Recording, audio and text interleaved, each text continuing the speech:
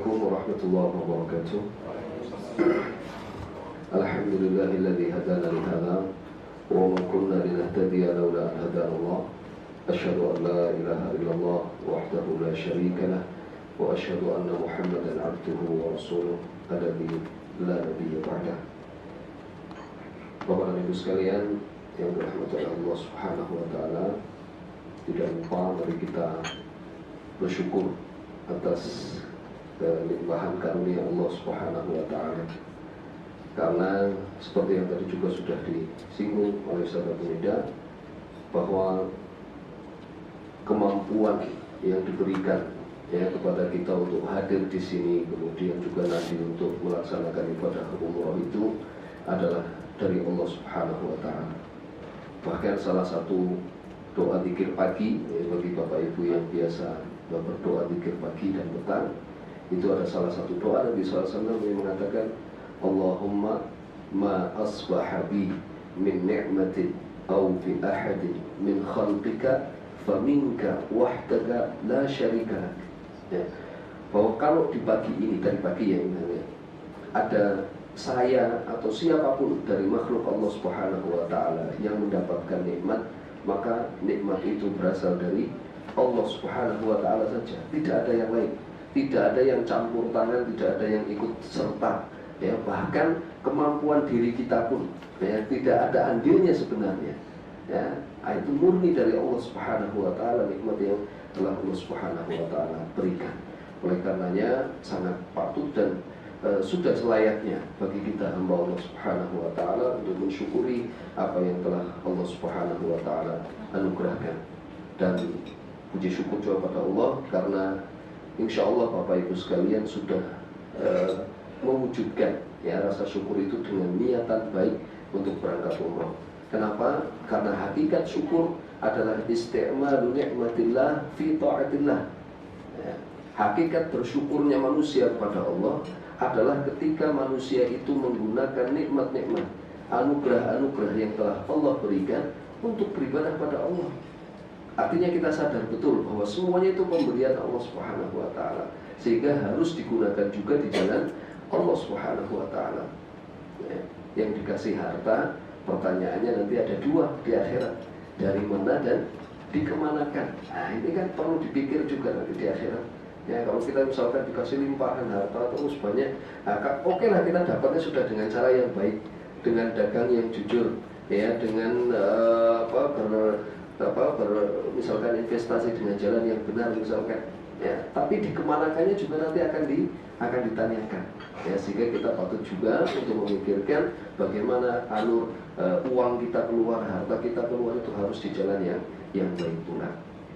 Salawat dan salam tidak lupa mari kita panjatkan kepada uswah dan teladan kita Rasulullah SAW yang tadi sudah dijelaskan bahwa mencontoh ibadah yang telah dilakukan oleh Rasul SAW adalah poin penting yang tidak bisa dilupakan, tidak boleh terpinggirkan.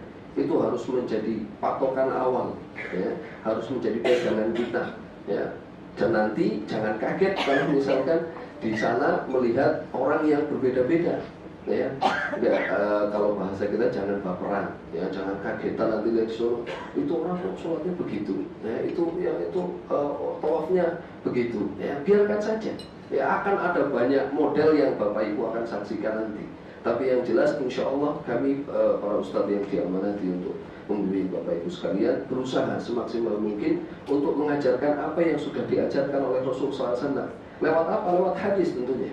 Lewat hadis dari Nabi SAW yang saat itu beliau berumrah dengan para sahabat Nabi SAW. Bapak Ibu sekalian yang oleh Allah Subhanahu wa taala, insya Allah nanti kita akan memulai manasik umroh ini dari cara memakai pakaian ihram, terutama untuk bapak-bapak yang perlu ada praktek. Mohon maaf ibu-ibu karena saya tidak bisa praktekin cara berpakaian ibu-ibu karena nggak ada. Jadi nggak ada pakaian untuk laki-laki, untuk bapak-bapak saja pakai kain ihram. Yang ibu-ibu sesuai dengan pakaian nanti yang sudah disiapkan oleh tim Monatur. Baik Bapak Ibu sekalian, tadi sudah dipesankan bahwa kita juga selain berniat yang ikhlas karena Allah Subhanahu wa taala, juga harus berilmu ya, sehingga menjadi kepentingan kami juga sebagai asatidz yang diamanatkan untuk memimpin Bapak Ibu sekalian, menyampaikan apa yang seharusnya diketahui oleh Bapak Ibu sekalian dalam nantinya melaksanakan ibadah umroh ini. Baik Bapak Ibu sekalian, insya Allah nanti kita akan memulai saja. Ini kayaknya acara spotnya malah ke sebelah sana ya Mas ya. Nah, kalau ke sini ini harusnya agak baik. Ini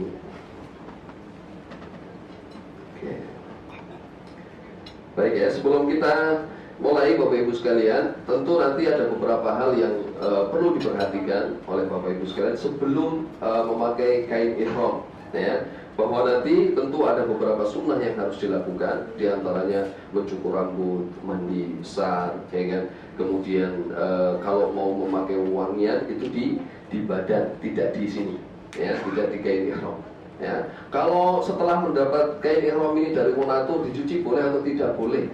Yang nggak boleh itu nanti pas mau dipakai terus dikasih etor, dikasih minyak wangi, disemprot-semprot, itu tidak boleh. Ya, setelah dicuci ya silahkan nanti langsung di sana dipakai dan tidak memakaikan minyak wangi di sini. Ya, itu nanti insya Allah untuk teknisnya ya, ketika akan memulai memakai kain ihram, kita kain ihram akan dikenakan saat masih di hotel.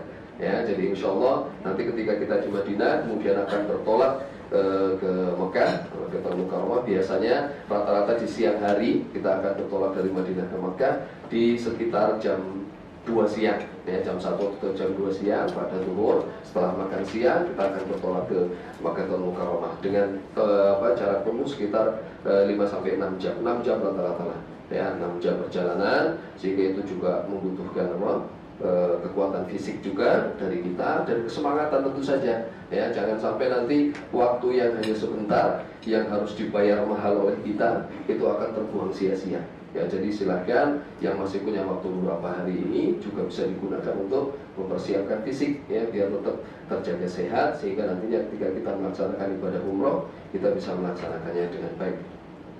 Baik Bapak Ibu sekalian, untuk mengenakan kain ihram sendiri bagi bapak sebenarnya fleksibel ya, terserah masing-masing ya, senyaman mungkin ya. Kalau bagi bapak yang pengen dengan model-model lain ya monggo, tapi paling tidak nanti saya akan berikan sampel ya penggunaan kain ihram ini ya.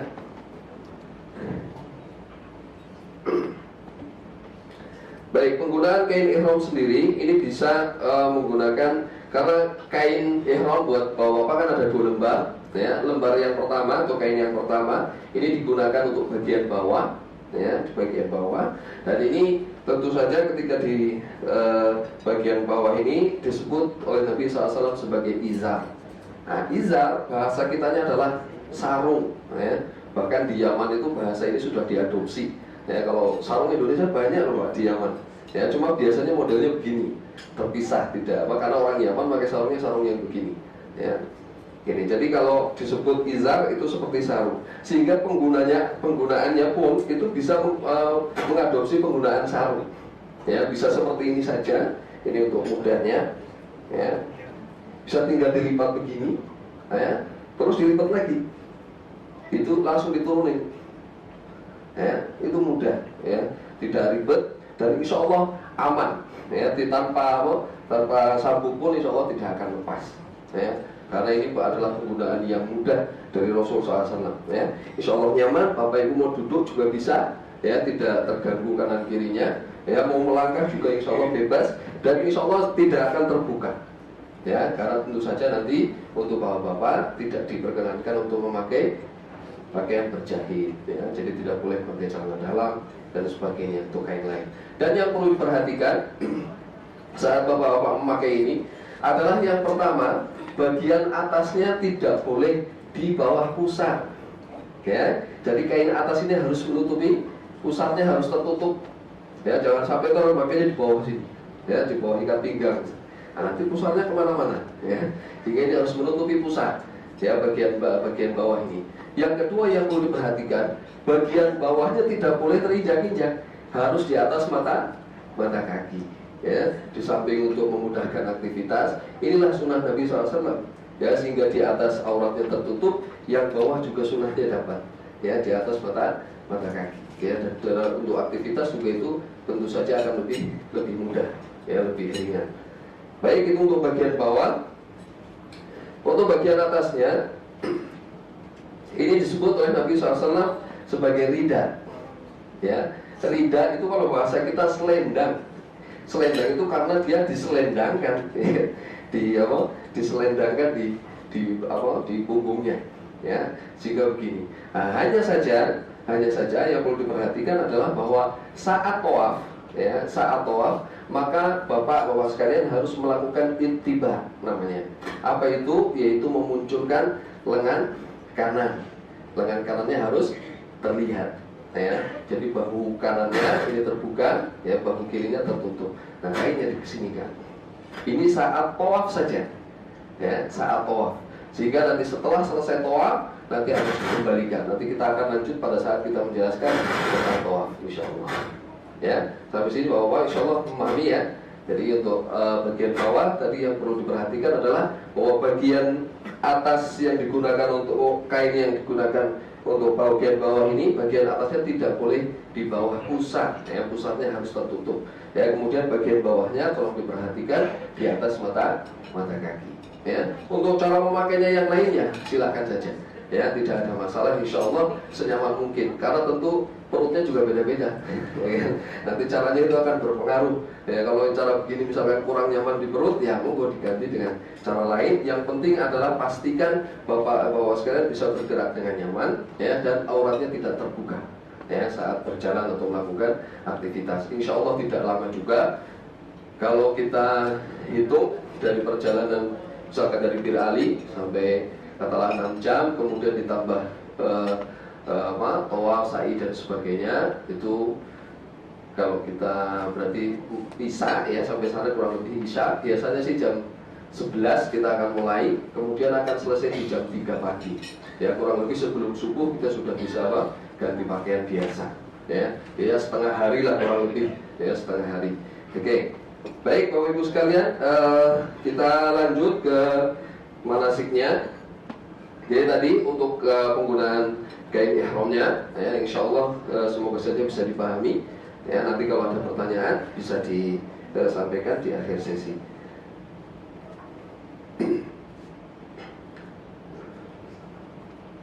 Ini ada apa di sini, Mas?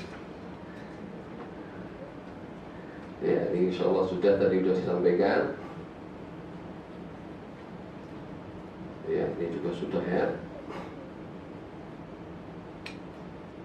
Ini nanti tolong juga untuk beberapa hari ini untuk dihafalkan, ya, dihafalkan. Kenapa? Karena kita sedang melaksanakan perjalanan ibadah. Tadi sudah diingatkan oleh Pak Ustadz bahwa perjalanan kita bukan perjalanan biasa, tapi perjalanan ibadah. Nah, walaupun doa safar ini sebenarnya tidak terkhusus untuk umroh, ya kan? Tapi karena kita ini untuk ibadah umroh, maka berikan waktu untuk Allah Subhanahu wa Ta'ala, ya, biar perjalanan kita semakin berkah dengan berdoa terlebih dahulu sebelum berangkat. Ya, apalagi tadi memang sudah disampaikan bahwa kita perlu berbekal dengan ketakwaan kita pada Allah Subhanahu wa Ta'ala.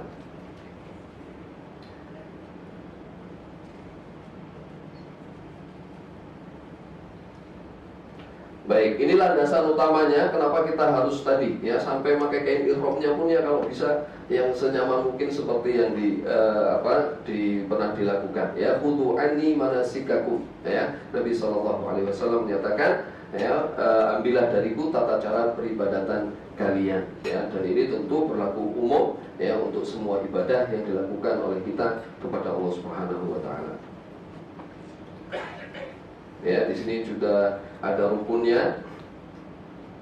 Maaf, di sini harus adanya tahallulnya kurang kayaknya, ya. Ada ihram, ada tawaf, ada sa'i, ada tahallul. Ada 4 hal yang harus kita perhatikan, ya, dan itu adalah poin intinya, ya. Jadi di ritual umroh yang sepanjang itu intinya ada di 4 hal. Nanti ihram dari miqat, ya, dengan cara setelah memakai kain ihram kita mengucapkan labbaik Allahumma umratan, ya. Kemudian nanti yang kedua adalah tawaf, ya, ibadah dengan mengelilingi Ka'bah sebanyak 7 putaran, ya. Kemudian adalah sa'i, ya, dari Shafa ke Marwah yang juga sebanyak 7 kali, ya, 7 kali. Kemudian yang terakhir nanti ada tahallul, ya, yaitu mencukur rambut, ya. Karena tahallul ini adalah prosesi terakhir, ya, untuk menunjukkan bahwa kita telah selesai melaksanakan ibadah umrah. Baik. Nah, ini tadi yang sedikit sudah saya singgung, ya, untuk mandi dan memakai wangian sebelum berihram. Ya, ingat, sebelum berihram. Artinya kain ihram ini tidak boleh terkena wewangian. Ya, di badan silakan setelah mandi dulu pakai wewangian di badan, ya, tidak di kainnya. Ya, mengenakan 2 lembar kain, tadi caranya sudah. 1 helai digunakan sebagai sarung dan 1 helai kain lainnya untuk menutupi pundaknya, ya, sebagai rida. Kemudian untuk wanita mengenakan pakaian syar'i yang longgar dan menutup seluruh tubuhnya kecuali muka dan telapak tangan. Barangkali nanti ada jamaah yang pakai cadar misalkan, maka setelah ihram itu juga harus dilepas, ya, tidak boleh mengenakan cadar. Nah, ini untuk wanita, karena memang masalah tersendiri memang bagi jamaah Indonesia itu yang memiliki prinsip kalau ibadah umroh atau haji itu pakainya harus putih-putih. Nah, ini masalah, ya, pakainya harus putih-putih, sehingga ya bikin masalah intinya, ya, untuk karena secara syar'inya itu malah akan repot, ya, pakaian putih, apalagi kalau misalkan sudah tipis misalkan, ya, atau misalkan terlalu sempit, ya kan, itu malah bahaya. Akhirnya dianya mungkin ibadahnya khusyuk, tapi yang lain, yang di belakang, yang di samping, ya, akhirnya malah terganggu sama dirinya. Dia tidak sadar membuat berdosa orang lain, ya, padahal kita kesana untuk beribadah, ya. Sehingga monggo sebagus mungkin, ya, sebaik mungkin pakaian kita yang longgar, yang syar'i untuk ibu-ibunya.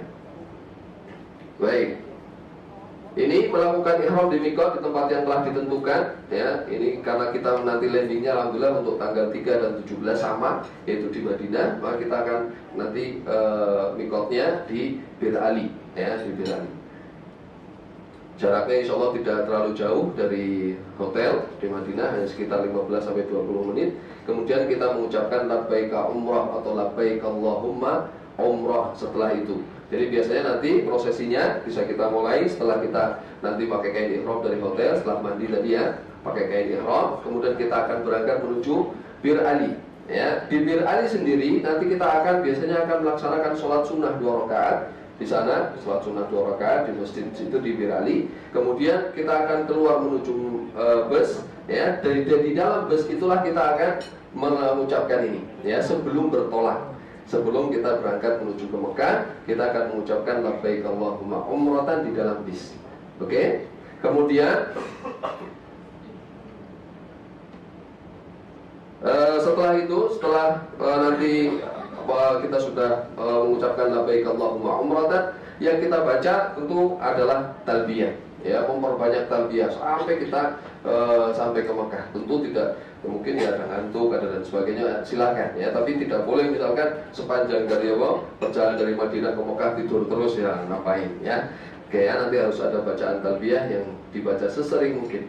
Nah, ini larangan-larangannya. Jadi kalau nanti kita sudah mengucapkan labbaik Allahumma umratan, ini akan berlaku, ya. Jadi tidak boleh mencabut, mencukur, memotong rambut atau bulu badan tanpa udzur syar'i, ya. Tidak ada udzur, tidak ada apa, tidak ada alasan apapun. Tiba-tiba misalkan, maaf, bapak yang punya jenggot misalnya mainan gitu, ya, diginiin, satu lepas. Nah, ini bahaya, ya, makanya jangan sampai, ya. Atau misalkan apalagi, ya, bulu mata misalkan, ya kan, ibu-ibu mainan bulu mata, misalkan tahu, aduh, ya kan, kecabut, bahaya, ya. Jadi tidak boleh memainkan itu, karena ini nanti akan termasuk pelanggaran, ya.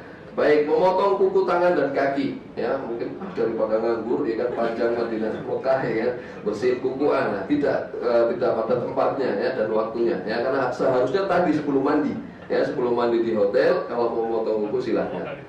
Baik, kemudian menutup kepala yang menempel seperti sorban dan peci. Mohon maaf, bisnya Mercedes, ya kan.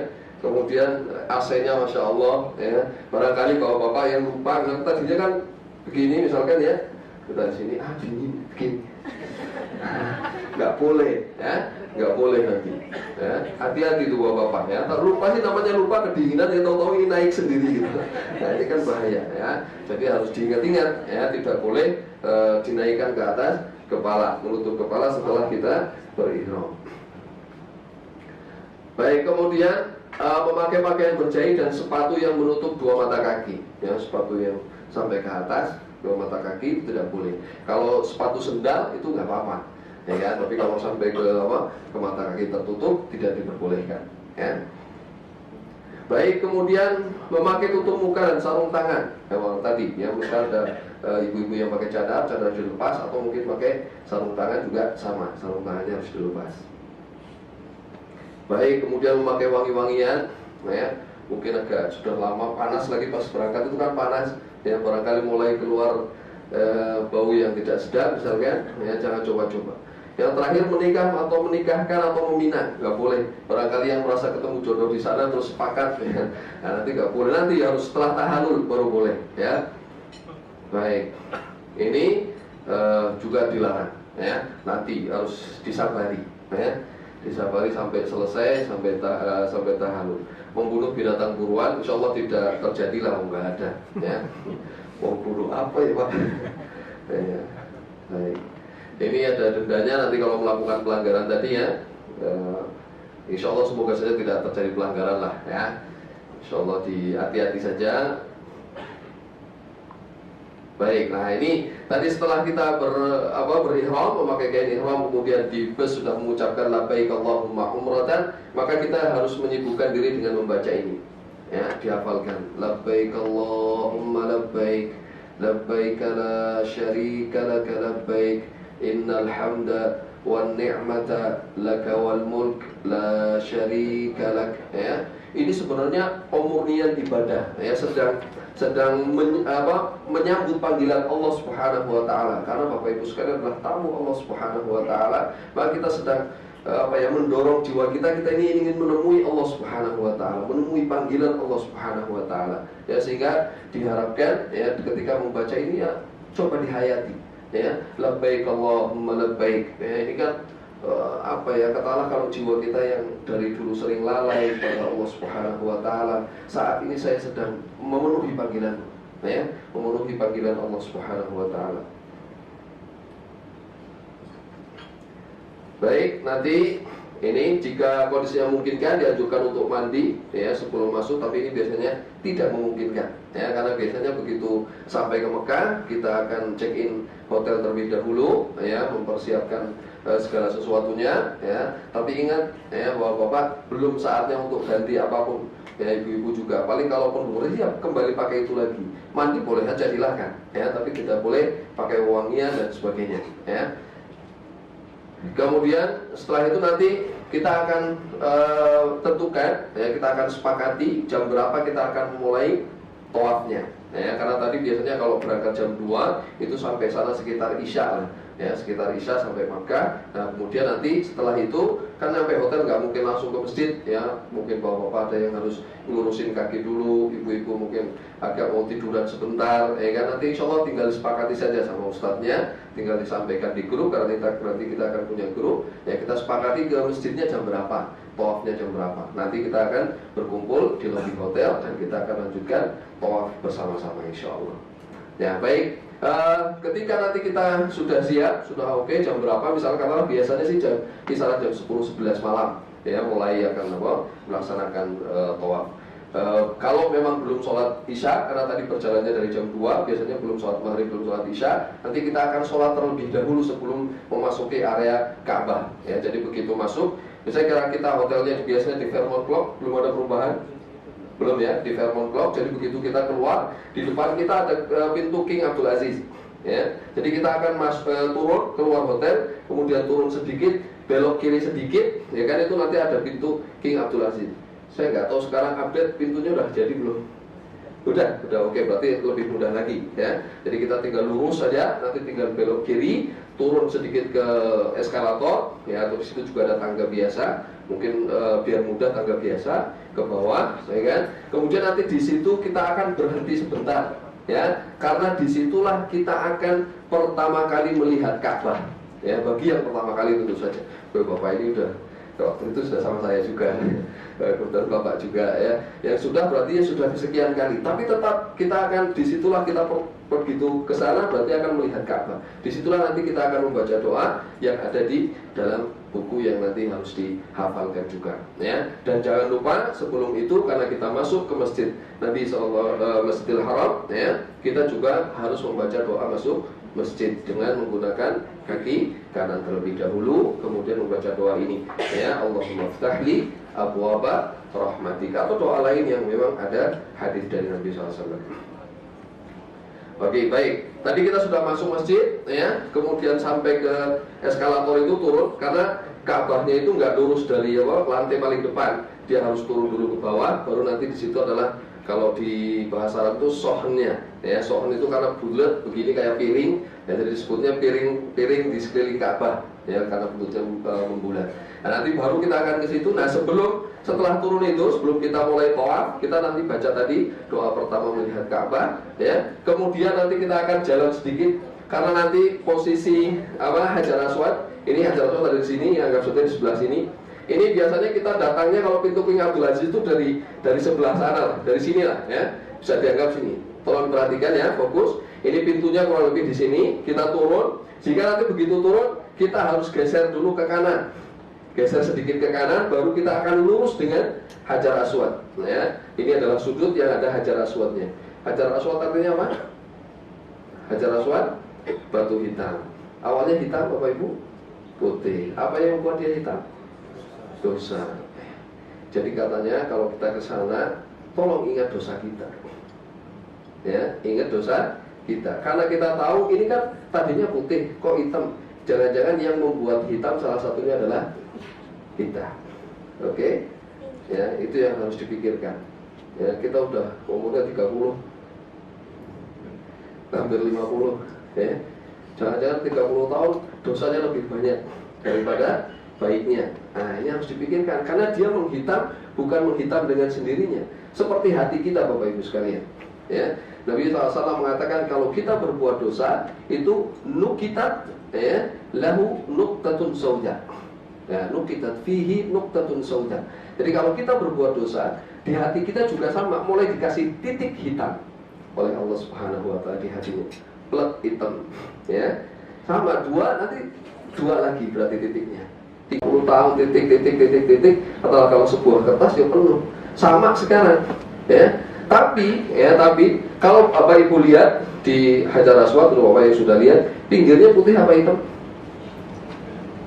Putih, ya. Sekelilingnya tetap dibikin putih, ya, dikasih kayak pelapis begitu, ya. Dibuat sini, ini gambar kayak di gambar ini pinggirnya itu putih. Karena itu ingin mengingatkan bahwa kita harapannya setelah nanti kita pulang dari Ka'bah ini, ya, walaupun kita datang dengan membawa dosa, pulangnya sudah putih lagi. Amin ya rabbal alamin. Harapannya itu. Paling tidak ya, walaupun nanti la qadarullah, ya harusnya jangan kita buat dosa lagi. Ya semoga tahun depan kita bisa umroh lagi. Karena umratul ila umroh, ya, adalah kafaratul lima bainahuma, ya. Satu umrah ke umrah yang lain adalah menjadi penghapus dosa dari dosa yang dilakukan di antara kedua umrah tersebut, ya. Jadi ini ya harapannya itu, ya, kalau kita ke sana sudah mengingat dosa kita yang membuat Hajar Aswad itu menjadi hitam, harapannya kita pulang hati kita akan putih seperti pelapis yang ada di pinggir Hajar Aswad tersebut. Begitu. Baik, kita lanjut ya. Jadi kita akan mulai di sini, dan di sini sebenarnya doanya yang mudah sih seperti yang ada di buku itu. Ya, di buku itu cuma bilang apa doanya ketika di Hajar Aswad pertama kali dimulai. Kita akan mengangkat tangan kita, atau boleh dua tangan, ya, untuk di awal, ya. Kita akan memberikan isyarat karena yang utama sebenarnya menyentuh Hajar Aswad, atau kalau memungkinkan menyium, ya, atau kalau tidak kita memberikan isyarat saja di Hajar Aswad, ya, memberikan isyarat dengan tangan kita dengan mengucapkan Bismillahi Allahu Akbar. Kita akan mengucapkan itu Bismillahi Allahu Akbar. Tapi sebenarnya ada bacaan lain yang juga tidak kalah pentingnya. Kalau bagi bapak ibu yang masih memiliki hafalan kuat, saya rasa perlu untuk dihafalkan. yaitu Allahumma imanan bika wa tasdiqan bi kitabika, ya, wa wafa'an bi ahdika wa iqtida'an bi sunnati nabiyyika Muhammadin sallallahu alaihi wasallam. Ya, kenapa itu? Karena ketika tadi kita sudah menghadirkan rasa bersalah kita yang kita bawa ke hadapan Allah Subhanahu wa taala, kita mulai dengan mengatakan Allahumma imanan bika. Saya datang ke sini itu karena saya beriman kepadamu. Saya yakin bahwa kalaupun saya membawa dosa sebesar gunung pun, ya, kalau Allah Subhanahu wa taala berkenan mengampuni, siapa yang bisa menghalangi? Tidak ada. Yang menghalangi adalah kemalasan kita untuk bertobat pada Allah Subhanahu wa taala. Kalau kita mau bertobat, insya Allah akan ampuni itu. Ya, sehingga Allahumma imanan bika. Saya datang kepadamu, saya beriman padamu. Saya yakin sekali tentang apa yang sudah saya perbuat, dan saya yakin atas ampunan yang bisa Engkau turunkan. Allahumma imanan bika, ya, wa tasdiqan bi kitabika. Dan saya juga yakin dengan kitabmu, dengan Al-Quran. Sehingga nanti harapannya setelah pulang dari Ka'bah, ya, kita juga semakin beriman terhadap kitab Allah Subhanahu wa ta'ala. Karena selama ini, mohon maaf, tadi seperti yang disampaikan Ustaz Abu Nida, untuk bacaan sholat saja kita kadang masih banyak yang keliru, ya. Untuk baca Fatihah saja mungkin kita masih banyak yang salah. Padahal Fatihah adalah rukun dalam sholat kita, ya, yang tidak boleh salah, ya. Tapi apa boleh buat, itulah realita kita, ya, yang untuk hal yang mungkin terlalu penting untuk diabaikan saja kita masih banyak yang abai, mohon maaf, ya. Itu. Ini Allahumma imanan bika wa tasdiqan bi kitabika, ya, wa wafa'an bi ahdika, ya, memenuhi janji-janji yang yakin dengan janji yang akan Allah berikan, ya. Kita tahu kok sebenarnya bahwa kalau kita minta ampun, Allah akan ampuni. Kalau kita bersyukur tentang nikmat kita, apa? Allah akan tambah nikmatnya. Kan begitu. Tapi ya sekali lagi, ya, manusia tidak hidup sendiri. Ada yang selalu tidak terima kalau kita berbuat baik. Siapa itu? Setan, ya. Setan itu selalu nggak terima. Sudah janji sama Allah akan menggoda kita, menggelincirkan kita dari jalan yang benar, ya. Sehingga kapanpun ada kebaikan, kita ingin ikut serta di situ, pasti setan akan menghalangi, ya.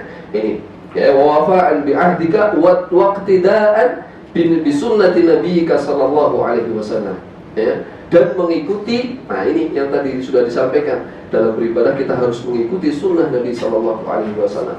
Waqtida'an bi sunnati nabiyyika Muhammadin sallallahu alaihi wasallam, mengikuti sunnah Nabi Muhammad sallallahu alaihi wasallam. Ya, semoga kita semua termasuk umat Nabi Muhammad yang setia senantiasa mengikuti petunjuk-petunjuk beliau, sehingga apa yang kita lakukan dalam beribadah bisa diterima oleh Allah, dan kita nanti di akhirat bisa menemui apa yang seharusnya diberikan oleh Allah Subhanahu wa taala kepada hambanya yang mengikuti petunjuk nabinya. Amin ya rabbal alamin. Baik. Oke, kita lanjut ya. Kita mulai dari tadi Hajar Aswad. Kita akan memulai ibadah tawafnya, ya. Dan sekali lagi saya ingatkan bahwa tawaf ini walaupun muter-muter, ya, tapi ini adalah ibadah. Ingat, ini adalah ibadah, bukan muter-muter biasa. Walaupun sekarang tawaf ada istilah lain, Ustaz, ya. Ya, lagi tawaf di mana? Lagi di mana, Pak? Lagi di mall sofa nih. Ya, ternyata tawafnya di mall, bukan di apa? Di sekeliling laut. Ternyata lagi belanja, saya muter-muter. Kan tawaf kan artinya muter-muter. Ternyata muter-muternya itu di mana? Di mall. Ya, bukan lagi tawaf di mana? Di samping Ka'bah. Ya, ini. Ingat sekali lagi bahwa tawaf ini adalah walaupun muter-muter tadi, tapi ini sedang beribadah. Ya, ibadah tujukan mengikuti apa yang dicontohkan oleh Nabi Shallallahu Alaihi Wasallam. Yang perlu diingat di sini, dalam ibadah tawaf yang ada anjuran bacaan itu cuma ada di dua posisi, ya. Baik, tawaf adalah kegiatan mengelilingi Ka'bah sebanyak 7 kali putaran yang diawali dari Hajar Aswad dan akan berakhir juga di sana. Ya, jadi nanti terakhirnya juga di Hajar Aswad. Jangan, saya pengen lebih soleh tambah ke sini lah, gitu. Nggak bisa, ya. Jadi nanti harus berhenti di Hajar Aswad, ya, nggak boleh nambah. Oke, tidak ada amalan atau bacaan khusus saat tawaf kecuali doa antara rukun Yamani dan Hajar Aswad. Rukun Yamani adalah dari sini, pojok yang sini, satu sudut sebelum sudut Hajar Aswad, ya. Satu sudut sebelum sudut Hajar Aswad, itulah rukun Yamani. Karena rukun itu dalam bahasa Arab artinya adalah sudut, ya. Rukun Yamani Sehingga muktamir bebas melakukan ibadah. Muktamir adalah orang yang umroh ya, bebas melakukan ibadah apa saja seperti baca ayat Al-Quran dan melafadzkan doa ya. Baik, apa sih yang ada sunnahnya di bacaan itu? Baik, ini juga sebagai gambar saja nih Hajar Aswadnya. Nah, rukun Yaman itu tadi ya, satu sudut ya sebelum ini ya, ini satu sudut sebelum sudut Hajar Aswad ya. Baik. Baik, kemudian ini ada miniaturnya juga, itu adalah makam Ibrahim. Ini miniaturnya, posisinya ya sebenarnya harus agak ke sini, ya tidak mepet apa? Tidak mepet Ka'bah, ya, agak ke belakang. Baik, kemudian di belakangnya Zam-Zam, ya, karena nanti setelah dari sholat 2 rakaat setelah tawaf itu nanti kita akan minum Zam-Zam. Jadi itu di situ ada tong-tong ya berisi air Zam-Zam di belakang, karena disunahkan untuk meminum air Zam-Zam terlebih dahulu sebelum kemudian melanjutkan sa'i. Iya, ya ini sofanya ke arah sini. Jadi dari minum Zam-Zam nanti ke kanan berarti ya, belok kanan naik ke atas menuju sofa. Baik, ya. Untuk memulai tawaf muktamir menuju Hajar Aswad kemudian membaca Allahu Akbar ya, atau Bismillahi Allahu Akbar ya. Lalu mengusapnya atau dengan doa tadi yang saya bacakan, Allahumma imanan bika ya, wa tasdiqan bi kitabika wa wafa'an bi ahdika wa iqtida'an bi sunnati nabiyyika Muhammadin sallallahu alaihi wasallam ya. Mengusapnya dengan tangan kanan kalau memungkinkan, lalu mencium. Jika tidak memungkinkan maka cukup dengan mengusapnya, atau jika tidak mungkin juga maka tinggal memberikan isyarat dengan tangan kanan ya. Nggak perlu kisbah ya, ada kan yang ini nggak ada ya, cuma kasihin saja. Ada itu cuma ya Ustaz ya, di sana ada kan yang kisbah ya gini ya, maksudnya apa? Nggak ada ya. Makanya saya bilang kalau di sana nanti jangan baperan. Temennya tuh itu kisbah saya ikut ya. Dari mana itu? Nggak ada ya. Jangan ikut-ikutan. Nah, ya, pokoknya nanti lihat saja. Kalau yang tidak diajarkan, insya Allah tidak ada tuntunannya itu. Ya. Baik. Nah ini yang tadi saya maksudkan ittiba ya, yaitu membiarkan pundak yang kanan ini terbuka, mengapit kain ihram di bawah ketiak kanan dan meletakkan ujungnya di atas bahu kiri, atau membiarkan bahu kanannya terbuka. Jangan ketuker ya Mas ya. Jangan ketuker yang kiri yang dilihatin ya. Salah ya kalau yang kelihatan yang kiri. Yang harus kelihatan adalah yang kanan. Kemudian ada rommel ya, yaitu berlari-lari kecil pada 3 putaran pertama ya. Ini juga kalau memungkinkan tentu saja, karena biasanya kalau di dalam kondisi-kondisi yang crowded atau di masa-masa liburan seperti, nggak tahu sekarang sudah mulai padat atau belum, tapi kalau infonya tadi sudah mulai padat ya, maka biasanya tidak memungkinkan untuk lari ya, atau jalan cepat saja ya, pada 3 putaran pertama saja. Kemudian mengusap rukun Yamani jika memungkinkan, namun jika tidak maka tidak perlu memberikan isyarat. Karena sekali lagi nanti juga Bapak Ibu akan menyaksikan ada bahwa Bapak Ibu yang pas sampai rukun Yamani ya di sudut sana itu juga ngasih apa? Ngasih isyarat. Padahal ngasih isyarat itu hanya saat berada di Hajar Aswad. Oke, sampai sini. Baik. Nah ini ya. Jadi seperti yang tadi saya katakan, doanya itu sebenarnya yang ada lafaz doa yang harus diucapkan itu hanya ada 2, yaitu saat Anda berada di antara rukun Yamani dan Hajar Aswad ya, dan nanti saat dari ini, dari apa? Dari Hajar Aswad sampai Maqam Ibrahim ya, sampai Maqam Ibrahim. Walaupun sebenarnya selanjutnya ya boleh saja dibaca, tapi disinilah anjuran dibacanya. Kesananya boleh bebas ya. Bahkan kalau mau berdoa dengan bahasa sendiri pun silakan ya, asal jangan pas sebelahnya orang Indonesia terus kenceng-kenceng ya kan, dia tahu artinya ya. Iya kan, kalau pas sampingnya orang Bangladesh, orang mana, silahkan saja berdoa dengan apa bahasa kita saat setelah dari Maqam Ibrahim sampai sana ya, sampai Hijr Ismail dan seterusnya, itu dipersilahkan ya. Yang ada doanya hanya dari sini ya. Kalau dari Hajar Aswad sampai Maqam Ibrahim, anjuran membacanya adalah Subhanallah walhamdulillah la wala ilaha illallah Allahu akbar ya, atau sebagiannya menambahkan la haula wala quwwata illa billah. Itu silahkan ya, ini dibaca. Nah nanti kalau setelahnya mau dibaca lagi ya monggo, tidak ada masalah, karena bagian dari zikir. Tapi alangkah baiknya kita meminta kepada Allah dengan berdoa-doa, dengan doa pilihan kita yang kita mau, yang kita paham ya, yang kita butuhkan, ya. Karena seringkali kita meminta kepada Allah sesuatu yang sebenarnya kita tidak butuhkan. Padahal Allah Subhanahu wa Ta'ala hanya akan memberikan apa yang kita butuhkan, bukan apa yang kita inginkan. Ya, jadi kalau belum butuh nggak usah minta deh. Ya, minta yang butuh saja biar cepat. Ya kan? Kalau yang dikepengin itu terlalu banyak, ya kan? Kita semua pasti pengennya macam-macam, ya kan? Tapi yang kebutuhan itulah yang dimintakan kepada Allah. Silahkan. Ya, kita butuh untuk mintakan ampun untuk orang tua. Sangat butuh, karena itu bagian bahwa kita adalah anak yang soleh, ya kan? Sehingga jangan lupakan orang tua saat Anda tawaf, ya kan? Kalian bisa dijadwal dalam artian begini, ya, misalkan putaran pertama doain bapak, misalkan putaran kedua doain ibu, ya, putaran ketiga doakan, kalau yang suaminya saja doakan istrinya, atau istrinya saja doakan suami, dan seterusnya, ya. Kemudian keempatnya anak-anak, misalkan, ya, kelimanya misalkan kalau punya kolega, punya saudara, ya kan, saudara dulu misalkan kelima, keenam kolega misalkan, yang terakhir untuk seluruh kaum muslimin, ya kan. Dan nanti nggak perlu ngitung akhirnya, ya, karena kalau kita sudah hafal, baru doain bapak, oh berarti baru satu putaran, ya, baru putaran pertama, oh udah sampai ibu berarti udah kedua, ya kan. Karena susah juga sih, kadang-kadang lupa, ya. Saya juga kadang-kadang mengingatkan jamaah untuk sama-sama mengingat, ya, karena kadang-kadang bisa saja lupa atau kebanyakan atau kurang, ya, itu repot nanti, ya. Baik.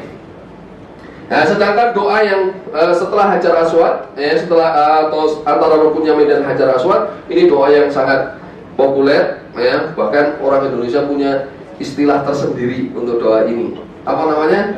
Doa sapu jagat. Wah, jagat aja disapu, ya, bersih, wah.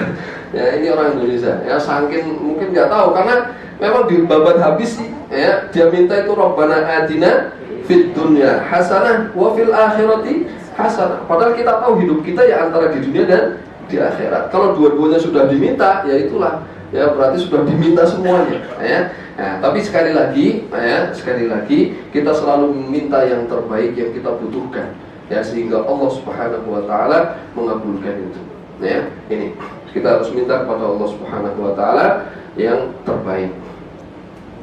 Baik, ini putaran tawaf, ya, sebanyak 7 kali. Saya ingatkan, dimulai dari Hajar Aswad dan akan kembali ke Hajar Aswad. Doa yang pertama setelah kita Bismillahirrahmanirrahim Allahu Akbar adalah membaca Subhanallah walhamdulillah wa la ilaha illallah Allahu Akbar. Bisa ditambah la haula wa la quwwata illa billah sampai maqam Ibrahim. Tidak terlalu jauh, ya, mungkin setengahnya ini, ya. Sekesananya silahkan Bapak Ibu sekalian berdoa sebebas-bebasnya. Ya, kalau mau baca itu lagi zikir itu ya boleh. Kalau memang tidak, sudah kebanyakan doa mungkin, ya kan, sudah tidak perlu, atau mungkin ada hal lain, hajat lain yang mau ini kan silakan. Mau baca Quran boleh, ya, sampai nanti rukun Yamani. Nah, di rukun Yamani, ya, baru nanti membaca doa yang ini, Rabbana atina fid dunya hasanah wa fil akhirati hasanah wa qina adzabannar, sampai ke Hajar Aswad. Sampai ke Hajar Aswad kembali memberikan isyarat, ya, dan lanjut lagi dan seterusnya. Di 3 putaran pertama bapak-bapaknya dianjurkan untuk lebih cepat, ya, sehingga nanti jamaah ibu-ibu ketika bapak-bapaknya agak cepat, ya, tolong mengimbangi, ya, termasuk nanti pada saat di Safa dan Marwah, ya, ada anjuran untuk bapak-bapak itu untuk lari-lari kecil saat berada di antara lampu hijau. Ini juga saya minta usulan ini ke Munatur, biar nanti kalau manasik lagi bisa ditaruh tanda itu Safa, ini Marwah, kemudian dikasih, ya, mungkin kalau tanda hijaunya ini kan ada hitam-hitam 2 yang bisa dijadikan sebagai gambaran lah misalkan, ya, untuk menunjukkan tentang Safa dan Marwah. Karena nanti di tengah-tengahnya itu ada tanda hijau, di mana di situ yang bapak-bapak diminta untuk berlari-lari kecil, ya, sampai ketemu lampu lagi. Nah, itu di antara 2 lampu hijau itu diminta untuk lari-lari kecil. Baik, nanti di putaran yang 1, 2, 3 sampai 6, ya, atau mulai dari 6 atau bisa saja yang ke-7-nya, saya akan meminta nanti pembimbing Ustaz Abu Nida juga mungkin akan melakukan seperti itu. Di putaran terakhir biasanya kita akan mulai minggir, ya, mulai ngambil, tidak terlalu mepet ke Ka'bah, ya. Kita akan semakin menjauh. Kenapa? Karena kita biar nanti pas keluarnya agak mudah, ya. Di putaran ke-7 kita akan muternya agak ke pinggir, ya, agak ke bagian luar dari Ka'bah, ya, sehingga nanti kita pas terakhir sampai ke mana? Ke Hajar Aswad, ya, karena kita akan selesai. Kemudian setelah selesai kan berarti kita akan menuju makam Ibrahim, ya, karena makam Ibrahimnya di sini misalkan, ya, kita akan menuju ke belakangnya ini. Jadi dari sana kita akan keluar, ya, keluar dari barisan yang tawaf itu, ya. Karena kalau kita terlalu dalam nanti susah keluarnya. Sehingga di putaran ketujuh kita akan mengambil arah yang bagian luarnya, ya. Kemudian kita akan keluar menuju belakang makam Ibrahim, ya, di belakang makam Ibrahim. Nah, kemudian sambil ke makom ini kita akan membacakan ayat ini, wattakhidhu min maqami Ibrahim musalla, ya. Dan makom Ibrahim, Bapak Ibu sekalian, perlu diketahui ini bukan kuburannya Nabi Ibrahim, ya. Karena kalau di Indonesia mau kemana? Ke makom. Maksudnya ke makom itu ke kuburan, ya. Karena kalau ini bukan makomnya, bukan kuburan. Ini adalah di sini di bawahnya itu ada kaki Nabi Ibrahim saat diperintahkan oleh Allah untuk meninggikan Ka'bah. Karena Ka'bah pernah hancur bagian atasnya saat Nabi Nuh alaihissalam, ya, saat itu terjadi banjir besar, kemudian bagian atasnya rusak, sehingga turunlah firman Allah Subhanahu wa taala surat Al-Baqarah itu, wa idh yarfa'u Ibrahima, ya, itu ketika Nabi Ibrahim itu mengangkat makamnya, ya, ini mengangkat Ka'bah, diperintahkan oleh Allah, dan berdirinya di dekat sini, sehingga di situ ada telapak kaki Nabi Ibrahim. Dan jangan ikut-ikutan juga, karena di sana nanti banyak yang nangis-nangis, yang usap-usap ini gitu ya, dindingnya makam diusap-usap, atau bahkan saya pernah, tapi bukan di situ, di Madinah, ya, ada orang yang bawa duit, ambil uang, gosok-gosok gitu, buat modal, ya, kata buat modal dagang, jadi biar laris, gosok-gosok dulu, ya. Itu tidak ada itu, ya. Jangan sampai terjadi seperti itu. Karena nanti akan ibu bapak ibu dapati itu orang-orang yang mungkin nangis-nangis gitu ya, di mana, di dekat makam Ibrahim. Padahal makam Ibrahim tidak ada apa-apanya kecuali telapak kaki Nabi Ibrahim, ya, saat diperintahkan oleh Allah untuk meninggikan bangunan Ka'bah saat rusak. Baik, kemudian melaksanakan sholat sunnah 2 rakaat. Tadi setelah selesai, ya, tadi saya katakan diminta untuk keluar, ya, setelah keluar itu langsung sholat sunnah 2 rakaat di belakang makam Ibrahim. Memang nanti Bapak Ibu tidak akan pas di belakang ini, ya. Nanti akan diarahkan ketika keluar dari sini, kita akan menuju paling tidak sebelah sinilah, ya. Kemungkinan di sebelah sini. Nah, nanti di sini ini sudah ada apa? Ini lorong untuk menuju sofa. Nah, sebelah sini ada tempat sholat, sini ada tempat sholat. Bapak Ibu boleh pilih di sebelah mana, silahkan. Yang jelas nanti kami akan instruksikan kepada jamaah untuk nantinya berkumpul di bawah tangga sebelum menuju sofa. Jadi silahkan sholat 2 rakaat sekhusyuk mungkin dengan membaca di rakaat pertama Fatihah dengan Al-Kafirun, di rakaat kedua nanti ada Al-Fatihah dengan Al-Ikhlas, ya. Itu nanti 2 rakaat itu, dan nanti setelah itu kita akan kumpul di bawah tangga, ya, sebelum masuk ke sofa. Setelah selesai melaksanakan sholat 2 rakaat, muktamir dianjurkan untuk meminum air zam-zam, ya, air zam-zam, lalu menuju Hajar Aswad. Ini kalau memungkinkan sebenarnya, tapi sekarang kayaknya sangat tidak mungkin lah. Biasanya begitu minum air zam-zam, kita kumpul langsung menuju sofa, ya, langsung menuju sofa untuk ini, ya, memulai sa'i, ya, memulai ibadah sa'i. Saat menuju mas'ah atau tempat sa'i dianjurkan membaca ayat Inna Safa wal Marwata min sya'airillah, ya, Inna Safa wal Marwata min sya'airillah. Memang agak nanjak dikit lah, ya, agak nanjak dikit jalannya. Baik, ya, ini adalah firman Allah surat Al-Baqarah 158. Sungguhnya Safa dan Marwah adalah sebagian dari syiar Allah Subhanahu wa taala. Lalu ditambahkan dengan mengatakan nabda'u bima bada'allahu bih. Ya, maksudnya kenapa kita saat sa'i itu memulainya dari Safa? Karena Allah sendiri menyebutkan inna Safa wal Marwah. Jadi Safanya disebut duluan, kemudian baru Marwah, ya. Nah, ini gambarnya, walaupun gambar ini sudah jadul ini kayaknya, ya Mas, belum diupdate ya Mas. Ini sofa zaman tahun berapa ini? Ya, ya, ini tempat sa'i, ya, antara Safa dan Marwah. Nah, biasanya nanti antara Safa dan Marwah ada ini lampu hijau di situ, ya, di pinggir-pinggirnya itu. Nah, di antara dua lampu hijau itu nanti yang bapak-bapak itu diminta untuk berlari, ya, berlari dengan mengucapkan Rabbil fir warham wa'fu wa takarram innaka antal a'azzul akram, ya, di antaranya doanya itu.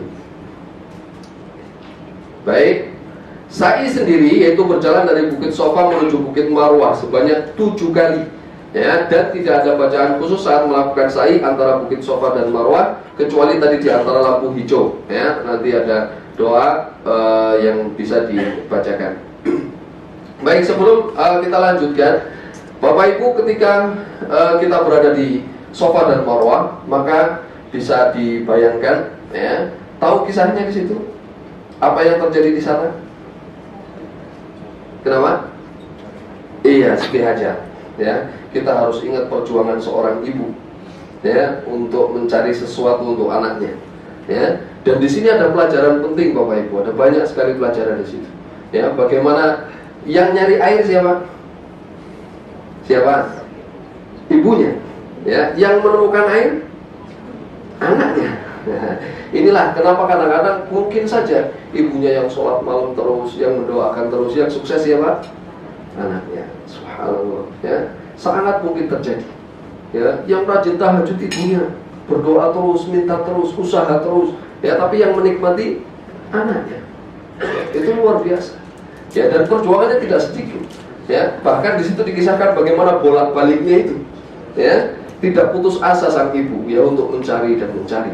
Walaupun mungkin dia sudah tahu bahwa kemungkinan juga tidak ada air di wilayah situ, ya, tapi keyakinan Hajar terhadap janji Allah Subhanahu wa taala, ya, bahwa dia diperintahkan untuk datang ke situ, itu nggak mungkin akan diabaikan. Pasti akan dijamin oleh Allah Subhanahu wa taala segala sesuatunya. Sehingga Allah munculkan, ya, apa yang harus diberikan oleh Allah Subhanahu wa taala kepada Hajar, ya, untuk menunjukkan bahwa apa yang dijanjikan itu benar, ya.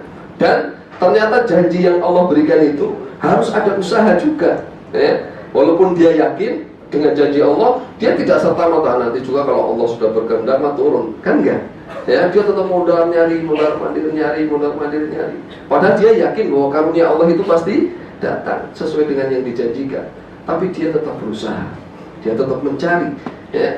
Dan walaupun dia tidak dapat, ya, tapi ternyata anaknya yang justru mendapat. Karena begitu ke-7 kalinya, ya, dia sampai Marwah, ya, itu sang anak yang kira-kira kalau anak bayi, ya, minta minum, kira-kira tangan kakinya gerak atau tidak? Ya, ada nggak bayi nangis? Nggak ada.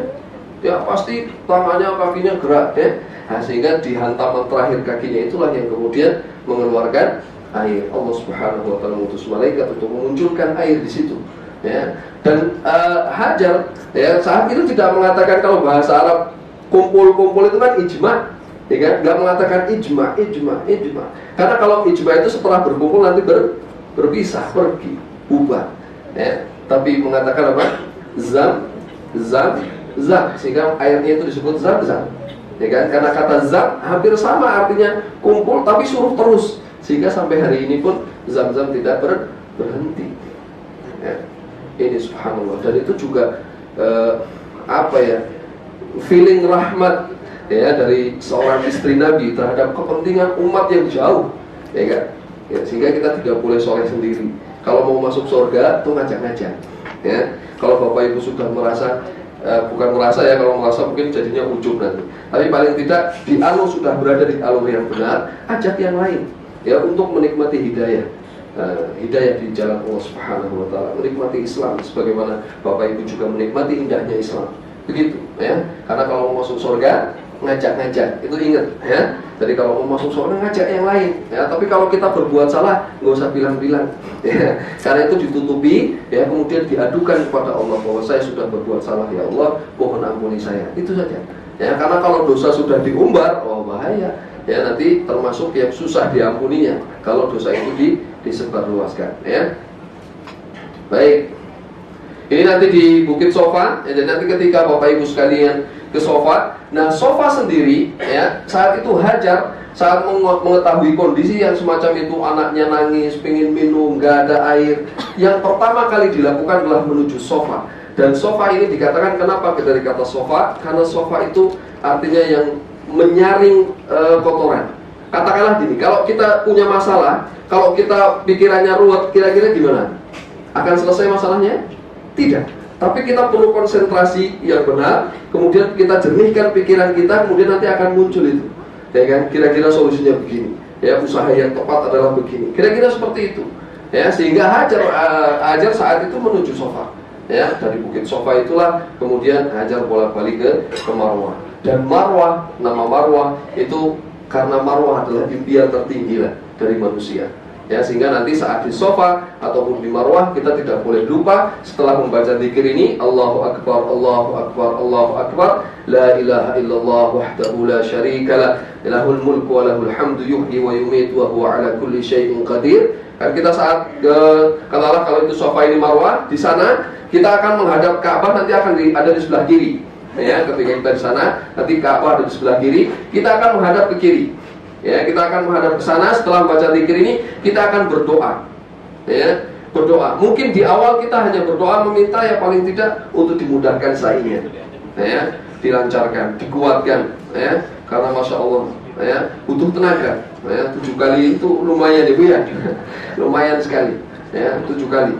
Ya, jadi kita minta doa kepada Allah Subhanahu wa taala, kita isti'anah kepada Allah, minta pertolongan. Karena kita harus yakin tidak ada satu ibadah pun yang bisa kita kerjakan kecuali atas pertolongan Allah Subhanahu wa taala. Itu pasti. Karena itu adalah konsekuensi logis dari iyyaka nasta'in. Ya. Jadi kenapa iyyaka na'budu wa iyyaka nasta'in? Padahal isti'anah bagian dari ibadah.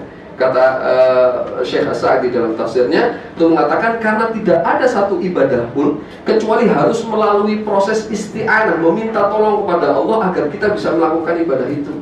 Gitu. Ya. Katakanlah kita udah niat umroh nih, bisa saja Allah batalkan. Sangat mungkin dalam detik ini, besok, lusa dibatalkan, mungkin, sangat bisa terjadi. Jadi sakit lah, mungkin ada apalah urusannya enggak, itu ya. Jadi ada banyak hal yang memungkinkan itu untuk dibatalkan, sehingga kita harus tetap meminta pertolongan kepada Allah untuk bisa melaksanakan sebuah peribadatan ya. Ini sehingga nanti ketika di sofa kita akan menghadap Ka'bah dulu ya, kemudian baca zikir tadi, kemudian berdoa, kemudian kita akan mulai berjalan ya ke marwah ya. Kemudian dari marwah juga sama, nanti kalau saat di marwah berarti posisi Ka'bah ada di sebelah kanan kita ya. Kita juga sama, begitu sampai marwah kita akan menghadap Ka'bah, walaupun kalau di marwah relatif tidak kelihatan ya, karena posisi pojoknya itu sudah ada tembok begitu. Kalau yang di sofa masih sedikit kelihatan ya, kotak-kotak hitamnya masih kelihatan. Tapi kalau yang di marwah agak sedikit tidak, tapi paling tidak kita tahu bahwa posisinya memang ada di sebelah kanan. Jadi kita tinggal menghadap ke sana, baca zikir seperti tadi, kemudian kita membaca doa lagi. Terserah minta apa saja di sana ya. Habis itu ya monggo kita akan kondisikan, walaupun ya biasanya kita tidak akan bisa berlama-lama. Kenapa? Kedorong sama yang lain ya, yang lain juga pasti akan muter berhenti di situ juga sama ya, sehingga kita harus ya paling tidak kalau bisa diagendakan dari sekarang, misalkan mau doain siapa di sana dan sebagainya, apa yang akan kita minta, itu sangat bagus kalau sudah ada sudah ada catatannya ya, sehingga nanti sudah jelas, nanti saya sampai di sofa minta ini, di marwah minta ini, dan seterusnya ya. Kemudian kita jalan dan khusus kecuali saat berada di antara dua lampu hijau saja ya, nanti bacaannya bisa dilihat ya di buku yang sudah dibagikan. Kemudian dari marwah ke sofa lagi, berarti dihitung berapa itu? Dari sofa ke marwah, marwah ke sofa, sudah berapa? 2 ya, jangan sampai baru 1 Ustaz. Nah, itu udah 2 ya. Jadi 1 dari sofa ke marwah itu dihitung 1, kemudian dari marwah ke sofa 1 lagi, berarti udah 2. Nanti balik lagi, sehingga nanti akan berakhir di marwah ya, jangan salah. Pokoknya kalau nanti terakhirnya di sofa berarti ada yang salah, ima lebih atau kurang ya. Kalau nggak kurang 1 berarti lebih 1, karena harus berakhirnya harus di marwah. Nah, sehingga nanti setelah di marwah itu, setelah selesai 7 kali, baru nanti kita akan melakukan rukun yang terakhir, yaitu tahallul ya. Insya Allah nanti di tahallul itu juga kita akan upayakan untuk bisa tahallul dengan menghadap kiblat dulu ya kan. Kemudian dicukur, bagi bapak-bapak yang mau gundul silahkan, yang mau dipotong sedikit juga silahkan. Tapi yang harus diingat, Nabi Muhammad SAW lebih mengutamakan digundul ya. Untuk bapak-bapak itu lebih mengutamakan digundul. Kenapa? Karena Nabi mengatakan Allahumma ighfir lil muhalliqin ya, Allahumma ighfir lil muhalliqin sampai 3 kali ya. Setelah itu baru muqassirin ya. Makanya nanti biasanya kalau misalkan kita tahallul, kita akan menghadap kiblat, dipotong sambil membaca doa itu ya. Itu jika memungkinkan di dekat-dekat situ ya, kita akan lakukan. Jika tidak, mungkin akan agak ke belakang sedikit ya, sebelum keluar dari masjid ya. Baik yang mau potong semua, kalau potong semua nanti tentu harus dilanjutkan di mana?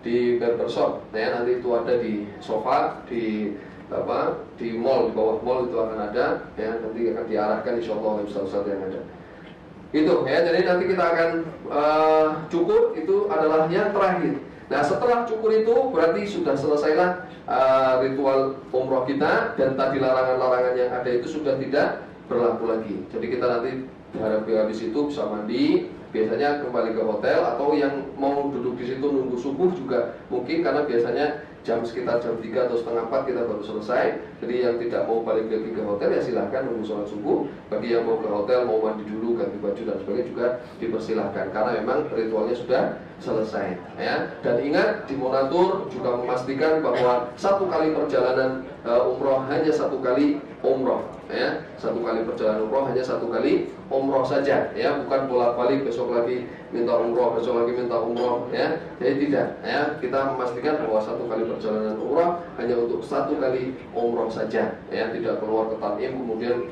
balik lagi umroh ya, tidak. Baik Bapak Ibu sekalian, oke. Ya, ini untuk bacaan yang ada di antara lampu hijau tadi, Allahumma fir warham wa antal a'azzul akram, atau wa'fu wa takarram, itu ada di tengahnya, Allahumma fir warham wa'fu wa takarram innaka antal a'azzul akram juga ada. Ya, ini adalah cukur ya, tahallul, dan sekali lagi setelah tahallul ini adalah selesai. Dan nanti saat kembali dari umroh, maka ini ada riwayat yang menyebutkan untuk membaca doa ini saat kembali dari umroh kita ya. Insya Allah nanti akan disampaikan, dan di buku juga insya Allah sudah ada ya. Baik, itu saja tentang manasiknya. Barangkali nanti ada hal-hal yang ingin ditanyakan lebih jauh, silahkan. Kurang lebihnya saya mohon maaf. Wassalamualaikum warahmatullahi wabarakatuh.